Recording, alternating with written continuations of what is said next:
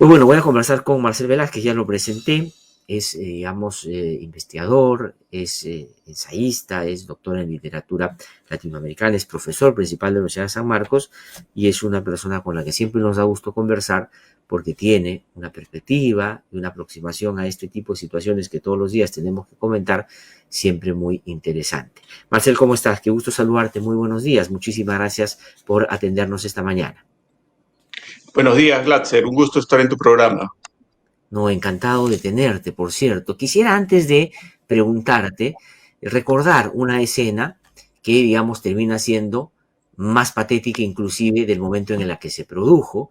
Y esto pasó en el debate que hubo entre el presidente de la República, hoy presidente de la República, en ese momento candidato, y la señora Keiko Fujimori, en ese momento, por supuesto, candidata. Y ella tiene en el debate la iniciativa de hablar sobre la SUNEDU y lo dice Sí. en estos términos para tratar de distanciarse del candidato Castillo y lamentablemente hoy los dos agarrados de la mano terminan haciendo lo que evidentemente habían en campaña engañado frente a una mentira que hicieron en la campaña. Vamos a escucharlo para poder sobre eso comentar. Aprovecho esta oportunidad también para ratificar nuestro compromiso de fortalecer a la SUNEDU. Hay muchas especulaciones en este caso. El contrincante planea cerrarla.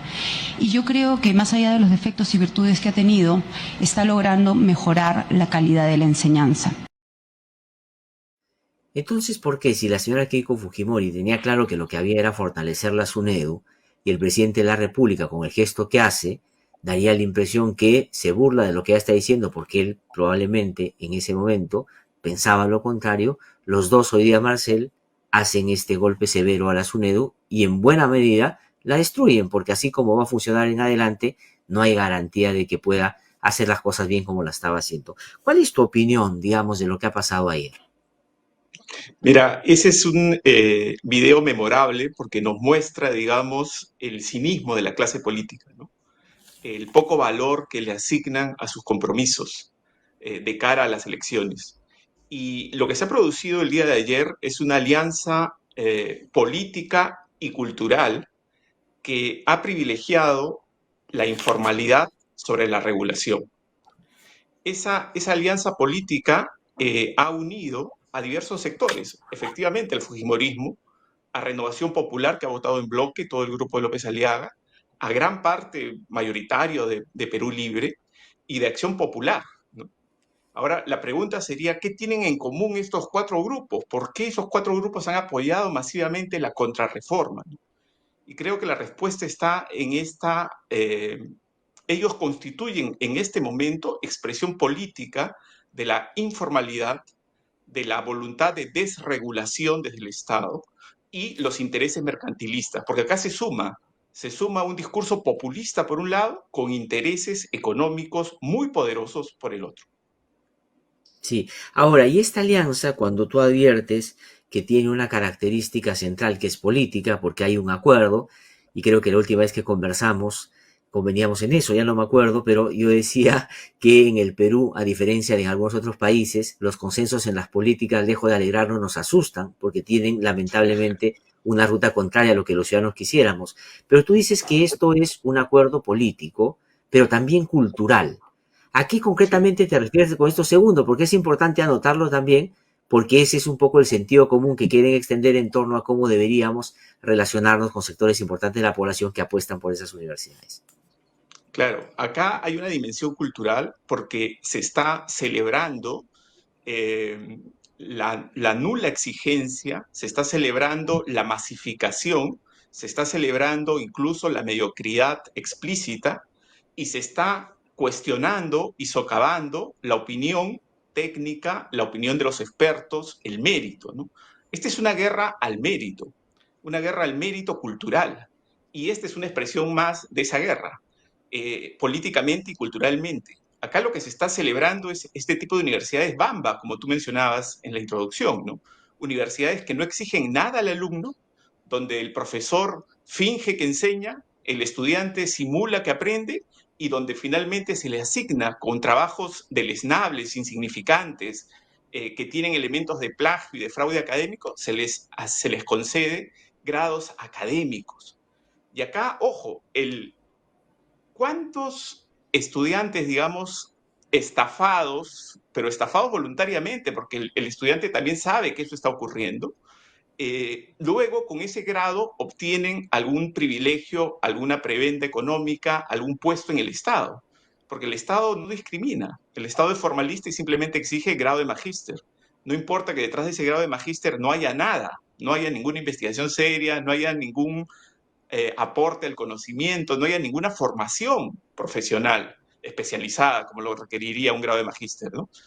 Entonces hay también acá una dimensión económica y de empleo, de copamiento de instituciones del Estado, sobre todo en regiones muy fuerte de egresados de estas universidades con muy poca calidad. Ahora, y estamos, además, Marcel, y eso quiero hacerlo notar, administrando un hecho políticamente muy significativo previo a esta aprobación, y es que el fin de semana se ha por lo menos conocido elementos que pues habrá que ponderar y valorar debidamente, pero son muy atendibles, en donde se advierte de que el presidente de la República y su esposa hicieron una, comillas, tesis que en realidad no era tesis, que era básicamente plagiada, ¿no es cierto? Y que fue aprobada en una universidad y que le dieron el título a la pareja, digamos, de magíster en este caso, ¿no? Entonces yo decía, si hay algo que la oposición podría hacer frente a un hecho tan grave como esto, que tú has señalado también en varios momentos, es arrinconarlo con esto y justamente como respuesta a eso, fortalecer la SUNEDU. No sé decir, para que no pase eso, hay que fortalecer la SUNEDU. Pero en realidad pasa eso y lo que hacen es traerse abajo la SUNEDU. ¿Cómo puede uno entender eso, inclusive en el ámbito de la rivalidad política? Porque ahí tendrían la clave para decir nosotros no queremos gente así, ¿no es cierto? Claro, ahí vemos cómo el odio cultural se impone sobre el pragmatismo político. Porque ayer escuchando a los congresistas, uno notaba que más interesados en señalar las bondades de la ley estaban en acusar y descalificar a la SUNEDU y vinculándola con este fantasma político que los motiva, que es el grupo Caviar, ¿no? Entonces, la destrucción de la SUNEDU es un ataque en la lógica política de estas alianzas de informales, de mercantilistas, de populistas, es un ataque y una derrota del grupo político que ellos denominan caviares. Entonces, eso se ha impuesto sobre lo que sería una lógica política en la cual la oposición pudo ponerse a la ofensiva contra el presidente y reivindicar las banderas de la calidad universitaria. Sí, porque podría uno, en varias cosas, identificar elementos que podrían servirle a una oposición, si no solo fuera responsable, sino algo decente, para en serio, ¿no? Arrinconar a un presidente de la República que es muy errático y creo yo en algunos casos con giros autoritarios que hay que mirar con particular atención. Pero no lo hacen porque terminan ellos siendo interpelados también, ¿no? Porque si yo digo, a ver, si yo tengo un presidente de la República que está metido probablemente en lo que después puede estimar la justicia es una acción criminal, entonces yo lo que hago es fortalezco la coacción eficaz, fortalezco al Ministerio Público y no lo deshago. Si Entonces, yo veo que un presidente ha plagiado en su tesis, fortalezco la SUNE, o sea, mi rivalidad política, mi desencuentro político, mi cuestionamiento político, lo traduzco en hechos concretos, institucionales, para que es eso lo que revierta la situación. Pero al contrario, no es motivo para eso. Y la pregunta es, y tú lo sabes perfectamente porque trabajas mucho en eso, ¿cómo puede ser posible? Creo que la Universidad César Vallejo solamente, para poner un ejemplo, tiene por encima de 80.000 tesis de distinto tipo. La San Marcos creo que apenas llega o bordea los 18, junto con la Católica que está por ahí también, ¿no? ¿Cómo puede sí, explicarse que hay aquí toda una maquinaria de fábrica de títulos? No se va a llamar otra manera. ¿Quién tiene capacidad en el Perú de revisar 80.000 tesis en serio? es absolutamente cierto lo que dices. Lo que hay acá es una producción masiva de tesis de muy baja calidad. Y cuando digo muy baja calidad, quiero decir tres cosas. Uno, con muy probables prácticas de plagio, fraude académico y sobre todo insignificancia. Si uno revisa los títulos de esas 80.000 tesis, una muestra al azar, notará que todos son trabajos de caso, son trabajos de aplicación muy puntuales. Por ejemplo, la importancia del control de inventarios en la empresa Señor de Uruguay de Tumbes. ¿Qué cosa hace en esa tesis el alumno X? Aplica una encuesta a la empresa para que todos digan que el control de inventarios es importante. Luego aplica un taller mostrando la relevancia del control de inventarios, otra encuesta y ya están sus conclusiones. Ahora la empresa sabe que el control de inventarios es importante. Eso es, en esencia, miles de tesis. Es increíble, es impresionante. Hemos hecho ya una primera muestra al azar y se observa además también cómo hay profesores que han asesorado más de 400 tesis en la César Vallejo, el señor de Zipán, en universidades que están vinculadas entre sí, y todas ellas con temas, 3 o 4 temas que parece que son como fórmulas, que son como formularios a ser llenados. ¿Y cuál es ni siquiera podría llamarla contribución, ¿no? Digamos, lo único que hace el alumno es completar los datos de su caso particular. Ya no es la escuela de Puña de tercero y cuarto grado, sino es la escuela de Saxamarca de primero y segundo, la escuela de Tungazuca de quinto y sexto. Pero todo es lo mismo. Las conclusiones son realmente deleznables, insignificantes, no aportan nada al conocimiento ni demuestran que ese tesista tenga alguna habilidad de investigación. Estamos probablemente ante el fraude más importante de la educación superior en el Perú, esta fabricación masiva de grados de maestría por universidades de baja calidad. Sí, ayer alguien digamos, medio en broma, pero yo creo que con mucha razón me decía esto es porque CLAE, porque finalmente, ¿no es cierto?, al terminan estafando de una manera brutal y te hacen sentir de que el cartón es lo que te da el conocimiento, y es eso lo contrario a la universidad. Digamos, la posibilidad que la universidad te da es la investigación, el intercambio, la deliberación, la profundidad, el pensamiento, no el cartón solamente. Ahora, ayer se ha pronunciado sobre esto, y claro, está vinculado, porque no estamos hablando solo de la tesis del presidente, sino del problema universitario, que ahora el Congreso ha decidido buscar una fórmula lejos de revertir eso para avalar ese tipo de prácticas. Lo que la SUNEDU va a hacer ahora es darle un manto de legitimidad a ese comportamiento. Va a decir, esto no se toca. Y el argumento va a ser cualquiera que pueda dar la impresión de que tiene buena intención. Porque tú, como habrás notado, esta barbaridad que han hecho en el Congreso se llama devolverle la autonomía a las universidades y fortalecer la institucionalidad universitaria. O sea, ¿quién va a estar en contra de eso?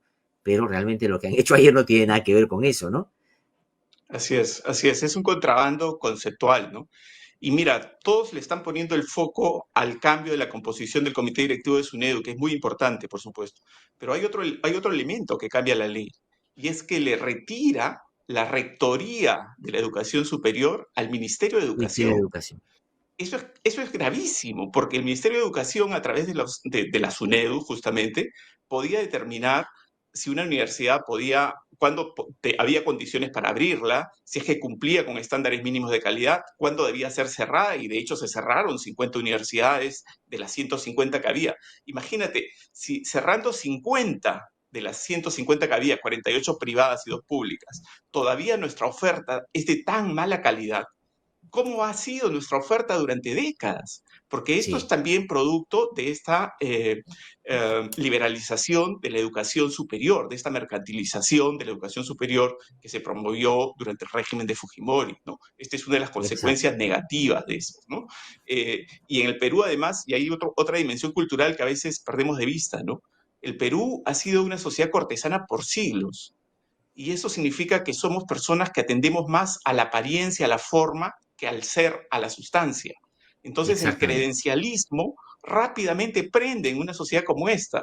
A nadie le interesa si esa persona está realmente calificada profesionalmente. A nadie le interesa si ha hecho una investigación seria, si ha contribuido con su campo disciplinario. Lo que interesa es que tenga un grado, que tenga un cartoncito que diga que es magíster o doctor. Y eso lo va a avalar y le va a permitir además seguramente obtener mejores posiciones laborales, ¿no? Ahora, y eso que ahora estamos mirando, sí, y eso, Marcel, que ahora estamos mirando más el ámbito político, que por supuesto es el que más escándalo genera, porque hay mucha distancia entre la política, pues, y la gente. pero observemos también, por ejemplo, a los jueces y fiscales, con las exigencias que había en el Consejo de la Magistratura, donde tú decías, oye, este debe haber producido un libro cada 2 semanas, porque tenía una cantidad de libros que había escrito que uno dice, ¿de dónde y cómo así? Una serie de diplomados, de maestrías, y con calificación de 100 en currículum vital, 100. Yo decía, algunas, inclusive te voy a contar una anécdota, voy a repetirla. Un día, yo estaba haciendo programa cuando estaba en una radio hace varios años, yo vi un señor que se llamaba César Inostroza Pariachi, y revisé, estaba postulando a ser el fiscal supremo. Y dije, miren, yo lo que propongo a este señor, que ya no lo pongan como fiscal supremo, sino de frente como fiscal de la nación, porque tiene 100 puntos en récord académico, y tenía maestrías y todo. Me llamó al programa en vivo César Inostroza Pariachi ese día, y me dijo, señor Tuesta, usted está haciendo una burla, yo soy un académico, yo soy una... ¿Y en qué terminó César Inostroza Pariachi? ¿En qué Claro. terminó César Inostroza Pariachi? Hay esta, lamentablemente, en la cultura peruana, el simulacro, digamos, es una práctica extendida en todos los sectores sociales. Esto no es privilegio no es un defecto, digamos, de un solo sector. Y ese Sí, simulacro implica, digamos, que fingimos y actuamos como si tuviésemos, digamos, calificaciones porque tenemos papelitos. Ese exacto. mundo de los papelitos. Yo también detesto cuando evalúo en la universidad a un profesor que me presenta que ha asistido a 40 talleres de especialización en literatura. Tú has asistido a 40 talleres, pero ¿qué has producido? ¿Dónde está tu artículo en una revista indexada? ¿Cuál es tu contribución al campo? Eso es lo que me interesa. No que Claro, tenga claro. papelitos y me llene la hoja de vida con papelitos, ¿no? Que muchas veces Sí. no significan nada. Entonces, lamentablemente, ese mundo formalista del papelito manda, en el mundo del derecho es de horror. En No, toda la sociedad es tremenda, pero en no, el no, mundo del en derecho en general, en particular todo, en general, en todo, es en tremendo general, en porque, todo. como dices tú, hay una serie de autores que aparecen con 15, 20 libros, pero que todos son pues paráfrasis, comentarios de perogrullo sobre leyes, etcétera, y aparecen, ellos mismos se atribuyen, ¿no es cierto?, una importancia académica o intelectual en el mundo del derecho cuando evidentemente no la tienen, ¿no? Sí, sí, sí. Si no, por ejemplo, el señor César Acuña podría sostener una interesante conversación por más de 10 minutos, porque Así digamos es. tiene, no sé si hasta PhD, no lo sé, pero evidentemente no se refleja el conocimiento supuestamente adquirido con lo que él podría, en términos del conocimiento de los temas que ha estudiado, saber, ¿no es cierto? Y a Por propósito de eso, supuesto. quería preguntarte, y haces bien en notar que efectivamente nos estamos sentando en la composición, que no sé si tú coincides con la apreciación más severa que dice esto ya es la ANR. Yo también creo que hasta ahí están yendo. Y por otro lado, el tema del minero que tú bien dices. Pero la Universidad Vallejo, a través de su presidenta ejecutiva, la señora Beatriz Merino, se ha pronunciado ayer y ha dicho que se publique la tesis del presidente a través de su página web. Yo ayer estaba, hoy día más temprano, comentando, no sé si has tenido la posibilidad de ver este libro que yo sigo recomendando, se llama Plata como cancha, que el señor Sí, sí, Acuña sí. no le gusta y ha perseguido a Cristian Acosta. Él sacó, Christopher Acosta, perdón, sacó esto. Los 10 o 12 hermanos que tiene el presidente, el señor Acuña, tiene magíster en la Universidad Señor de Zipán, doctorado en la Universidad Vallejo, magíster en la Universidad Zipán, magíster en la Vallejo, bachillerato en la Vallejo, es decir, todos se han formado ahí. Me encantaría que la señora Merino ponga en su página web todas las tesis de los familiares del señor Acuña. Me encantaría, ¿no? Sí, claro, Sería, claro podríamos que sí. hacer un libro. ¿Por qué no lo editas tú? A ver, Así las es. tesis de los Acuña, para ver qué contribución han hecho al mundo intelectual. Es una mentira, Tendría, pues, o sea, es una tendría que ingresar estafa, al ¿no? mundo de la ciencia ficción, ¿no? Al mundo de la ciencia ficción, donde no existen Es materiales de la realidad, sino meras fantasías y desvaríos, ¿no? Yo sí, creo que es bastante claro ese cuadro que tú muestras y estamos, como te digo, el punto es que a veces privilegiamos el foco en un caso específico, en este caso el del presidente, que por supuesto es sí, reprobable sí, y es tiene que grave, asumir las claro. responsabilidades de lo que ha hecho. Pero acá deberíamos mirar el bosque. Acá hay una práctica sostenida, digamos, para facilitar la obtención de grados académicos en universidades de baja calidad. La maestría que hizo el presidente se hizo en un poblado que tenía 3.000 habitantes, un poblado rural. Ahí se puso un local de maestría. ¿Cómo es Sí, pues, posible eso? ¿En qué lugar del mundo puede ocurrir algo así? sí, ¿Cuántas otras personas como el presidente y su esposa han obtenido el grado de magíster allí? Seguramente sí. muchas, porque no van a poner un local si solo había un alumno o dos alumnos. Claro. Y entonces, Ahora, eso qué que tú tipo de dices es eficiencia bueno. puede tener eso? Sí. Ahora, eso que tú dices es importante. Ahora voy a puntualizar también, porque a veces las hipersensibilidades son, hay una superlativa sensibilidad a veces.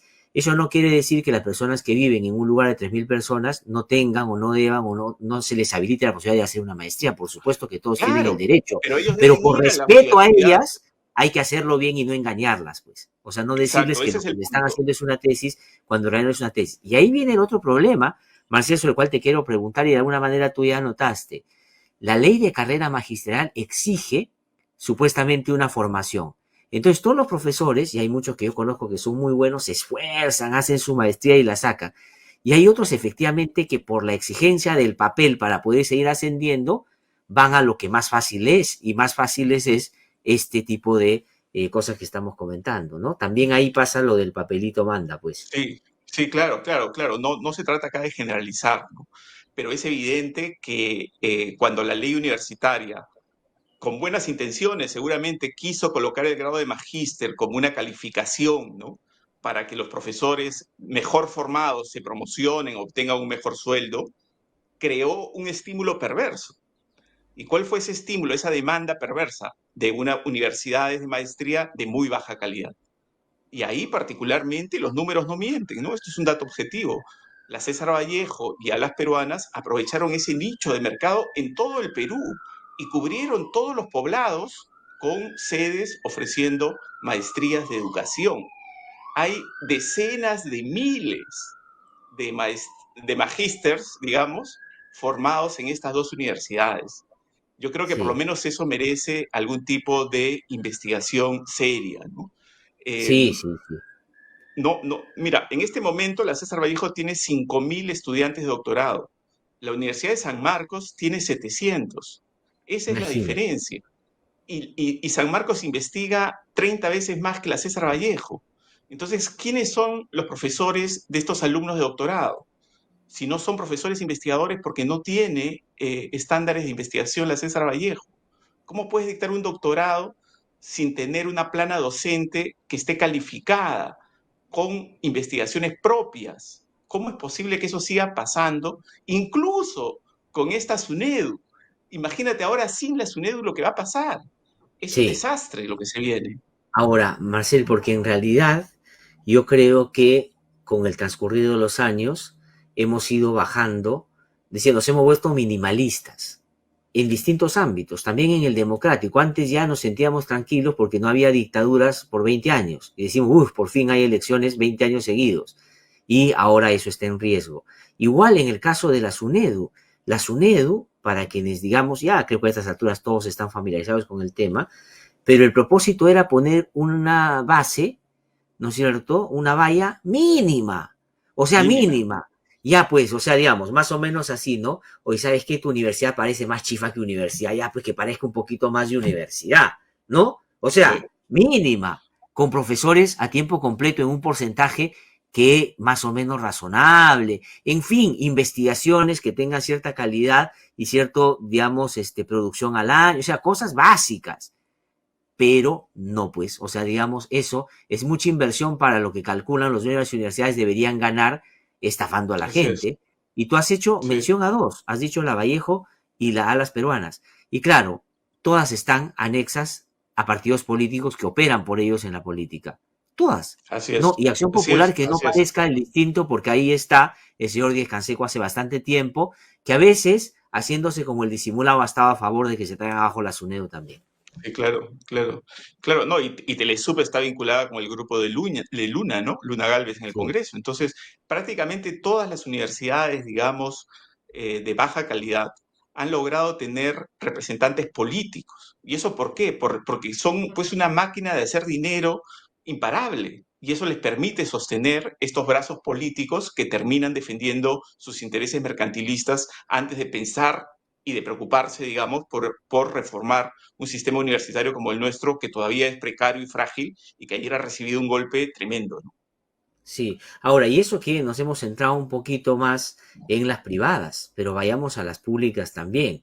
A Sí, quien sí, estas sí, sí. agrupaciones políticas y sus representantes en el Congreso exhibieron casi, digamos, como una muestra indiscutible de la valía universitaria, es a la rectora de San Marcos, quien ha estado en la lógica de la contrarreforma de una manera inaceptable, con problemas serios en la universidad, que por supuesto tú y varios otros conocen y han hecho notar también en su momento, ¿no? Y ahora ellos van a controlar la SUNEDU. Así es, porque ellos vienen de una cultura de universidades de baja calidad, ¿no? La rectora de San Marcos tiene su grado doctoral en la Universidad Inca Garcilaso de la Vega, universidad Mm, que no ha sido licenciada. La rectora de la Universidad de Educación, la Cantuta, también, ¿no? ¿Quiénes son los que están liderando la contrarreforma universitaria? Son personas que están vinculadas a este mundo cultural, social, de universidades de baja calidad, que no solamente es un negocio por un lado, sino que también es cierto, satisface una aspiración social de muchas personas exacto, que no pueden, digamos, porque han sido también estafadas en la educación secundaria y no pueden acceder a una universidad de calidad porque no van a pasar los exámenes de admisión. Entonces encuentran allí una posibilidad para nuevamente el credencialismo, la sociedad cortesana, tener un título que supuestamente los acredita para poder ejercer una profesión. La mayoría de estudiantes de medicina del Perú sale jalado en su examen de conocimientos. Eso debería ser titular y debería ser un problema central. A nadie le sí, pues, interesa, porque lo que quieren es el cartoncito que diga bachiller en medicina. sí, claro. Y entonces cada vez se van a crear más facultades de medicina de baja calidad y vamos a seguir dañando de manera irreversible nuestro capital humano y afectando la salud, los derechos, las capacidades de todos, ¿no?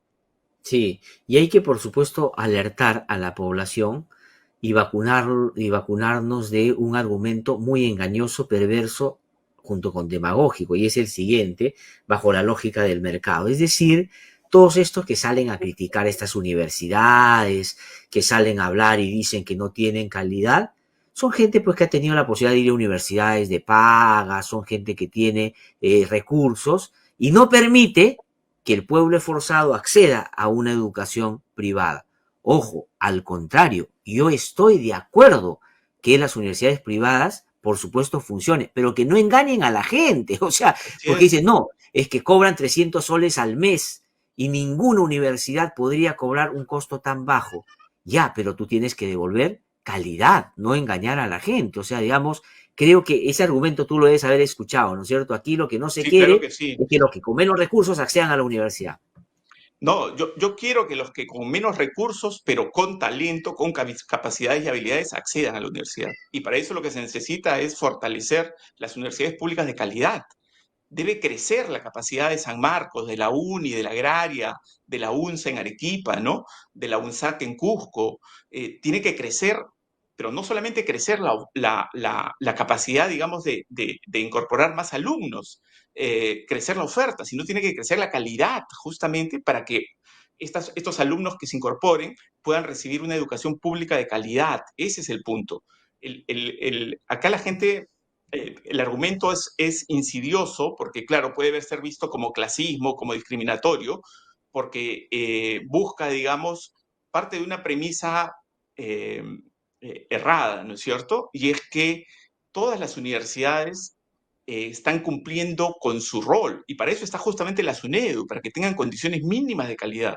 Pero si destruimos la SUNEDU, ya no va a haber nadie que regule esas condiciones mínimas de calidad. Y tenemos el ejemplo aquí nomás, hace 4 o 5 años, lo que ha estado pasando con estas universidades. Estafan masivamente a la gente. Eso es lo que Ujú. pasa, ¿no? Ahora habría que preguntarnos si somos una sociedad tan informal, tan despreocupada, digamos, del bien común, de la educación y de la calidad, que no les interesa eso y que incluso se va a apoyar o se va a apoyar esta posición, ¿no? ¿Cuánto ha Sí, avanzado la informalidad cultural en un país como el nuestro? ¿No? Esa es una pregunta que sí, siempre me ronda ahora, la cabeza, ¿no? esa creo yo es, esa creo yo es la principal pregunta que hay que hacernos y por qué en tanto tiempo no hemos podido generar una institucionalidad que la frene, ¿no? ¿A qué me refiero concretamente? A ver, porque cuando tú discutes de estas universidades y planteas con tanta claridad como tú tu punto de vista, es decir, aquí están engañando a la gente, están privilegiando el papel a la realidad, no se está formando gente capaz para poder enfrentar un mercado que además es muy complejo y competitivo, ¿no? Entonces te dicen que estás en contra de los pobres que tienen con esfuerzo la posibilidad de llegar a esas universidades.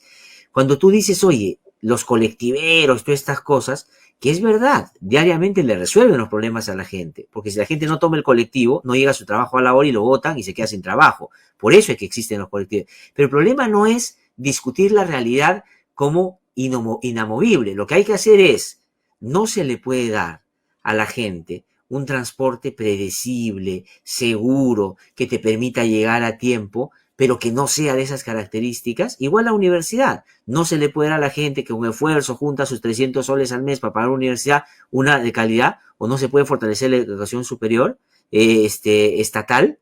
Esa es la pregunta que hay que hacernos. ¿Qué se ha hecho? No se ha hecho nada, porque quienes tenían la posibilidad de revertir eso, lucran de eso. Por eso es que los colectiveros son muy afines a la política. Por eso es que el señor Silva, ¿te acuerdas que conversábamos antes? No lo pudieron Sí. sacar del Ministerio de Transportes, porque No, representaba a no. los colectiveros y a los informales, pero también a los políticos.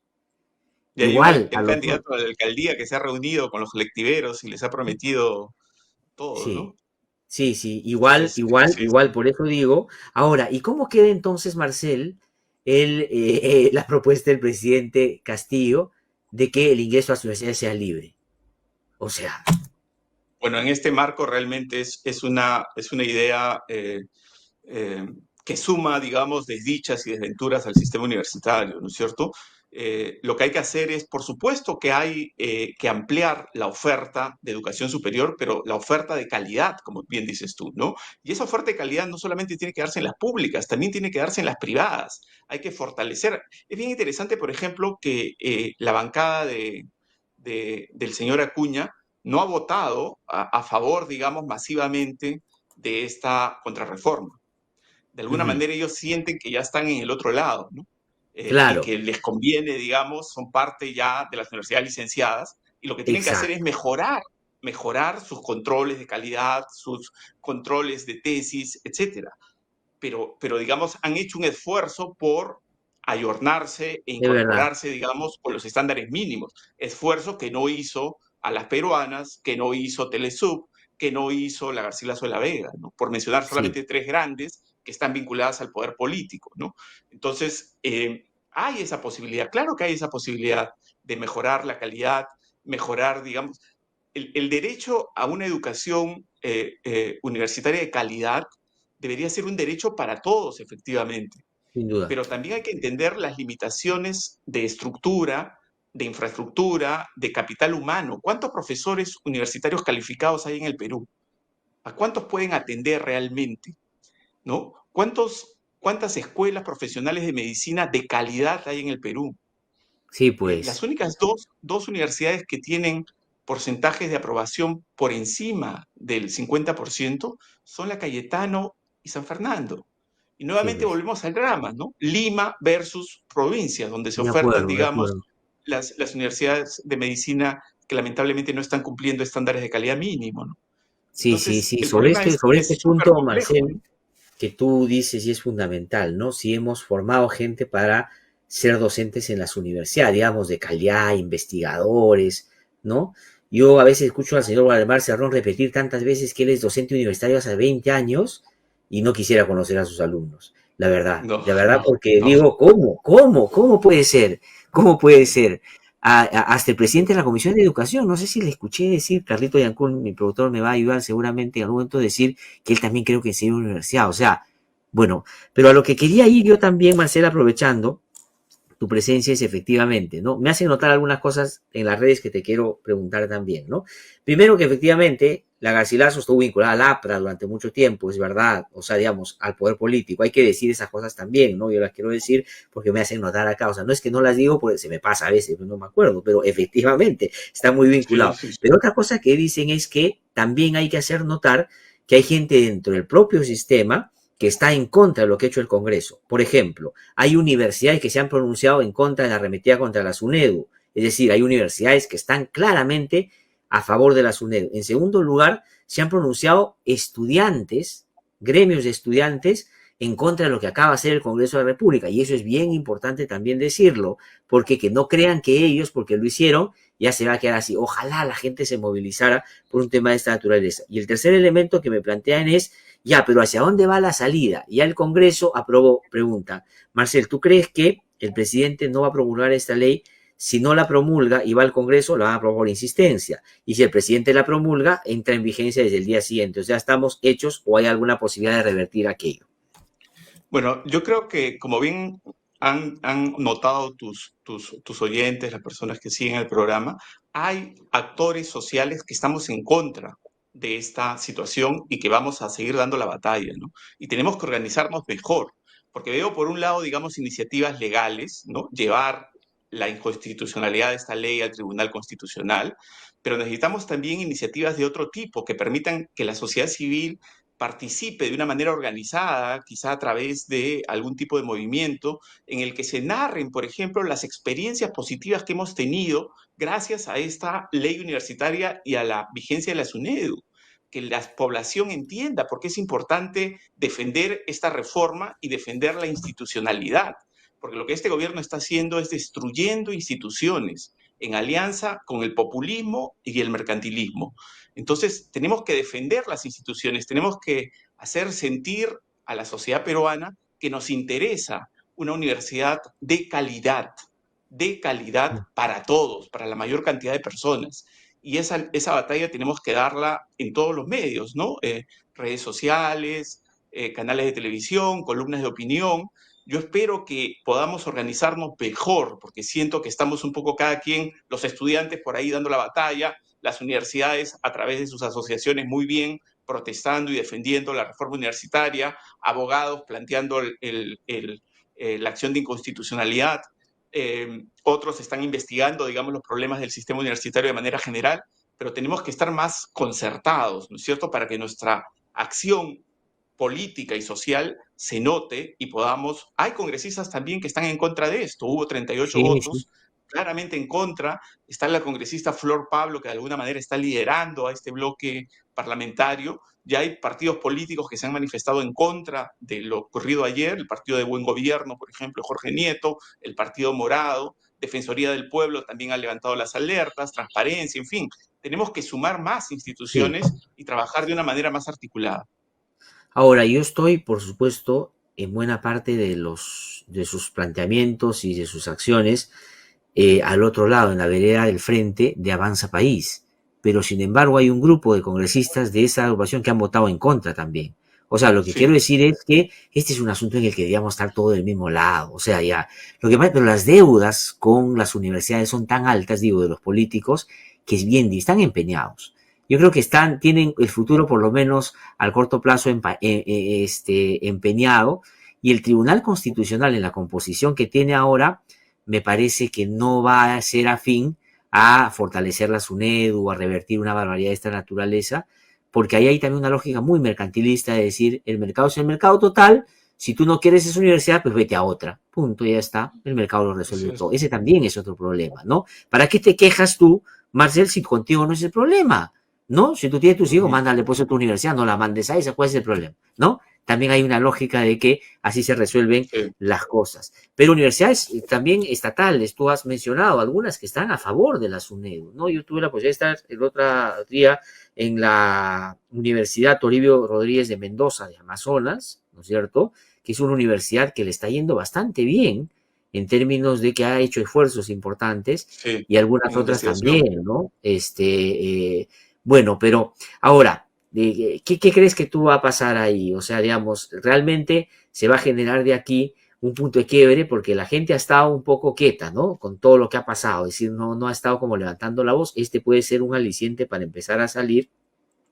Y lo otro es para salir ya del tema universitario, aprovechar en esta última reflexión que te quiero pedir una mirada un poquito más a lo que está pasando en el país, ¿no? Tal vez este caso refleje las posiciones pues, políticas frente a otros temas también, ¿no? Sí, mira, primero lo general, ¿no? Y ahí coincido con lo que ya varios analistas han dicho, ¿no? Acá no hay una disputa ideológica derechas contra izquierdas. democracia contra comunismo. Esas son oposiciones que no están funcionando y que son inválidas para el caso peruano.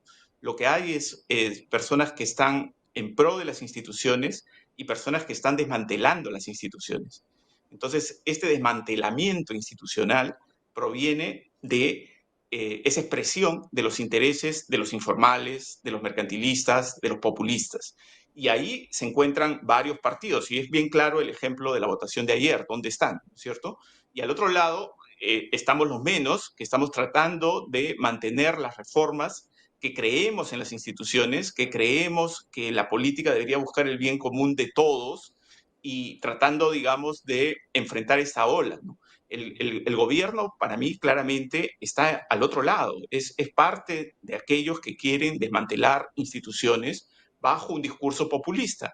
Y ahí se ha encontrado y se ha aliado con otros grupos de interés económicos que quieren lo mismo, pero por una lógica desreguladora del Estado, ¿no? Por intereses mercantilistas que defienden. Y entonces se han aliado, son mayoría en el Parlamento, son mayoría en el Ejecutivo, y estamos, digamos, como sociedad civil asediada. Ante ello, y ante la creciente deslegitimidad también del presidente, tiene que buscarse una salida política que ojalá sea el adelanto de elecciones previa reforma del sistema político, como es evidente, si no, no tendría ningún sentido, ¿no? Y en el caso particular ya de las universidades, creo que todos debemos volver a discutir el problema de la universidad en el Perú, que va más allá además de estos temas de calidad, ¿no? En este momento en el mundo, la institución universitaria está transformándose de una manera enorme. Hay universidades corporativas, ¿no? Universidades de empresas que ofrecen, digamos, o sea, las empresas están yendo a crear, digamos, entornos de aprendizaje en los cuales controlan todos los niveles, desde el colegio hasta la universidad, para luego poder escoger, reclutar de ahí a su personal laboral, ¿no? Entonces, esos son los desafíos contemporáneos, la inteligencia artificial, ¿hasta dónde va a llegar? ¿Qué va a significar, digamos, que ahora mismo, cualquier persona tiene acceso a una clase universitaria de cualquier universidad del mundo, de altísimo nivel, con un clic, ¿no es cierto? Y Así puede es. contrastar y comparar con la clase que recibe. Entonces, tenemos, digamos, retos y desafíos enormes en el mundo universitario, y esas deberían ser las discusiones de cara al futuro. Y sin embargo, estamos atrapados, como suele ocurrir en el Perú, en discusiones de calidad todavía, que es una discusión que ya deberíamos haber zanjado todos a favor de una calidad en la universidad, ¿no? Sí, pues yo creo que hay cosas en las que perfectamente cabe el desacuerdo, visiones y todo, pero en temas relacionados con mejorar la calidad de educación, la verdad, cualquier cosa que vaya en el sentido contrario y quiera ser disimulada con frases inclusive institucionales, es pura demagogia, es mentira y hay que combatirla abiertamente. Pero hacen bien también, Marcela, aquí termino, personas como tú, vinculados a la academia, en también salir, ¿no? Y exponer estos puntos de vista. Y hay que acercar la academia también al debate público, donde se pueda. No todo, digamos, es muy difícil a veces llegar a otros medios que son o tienen mayor cobertura, porque están muy asociados a esos intereses también, ¿no? De pronto empiezas a hacer un punto de vista disonante o discordante con los intereses de esas universidades y el mes siguiente no renuevan la publicidad en tu diario y, digamos, te llama el administrador y te dice qué estás haciendo, ¿no?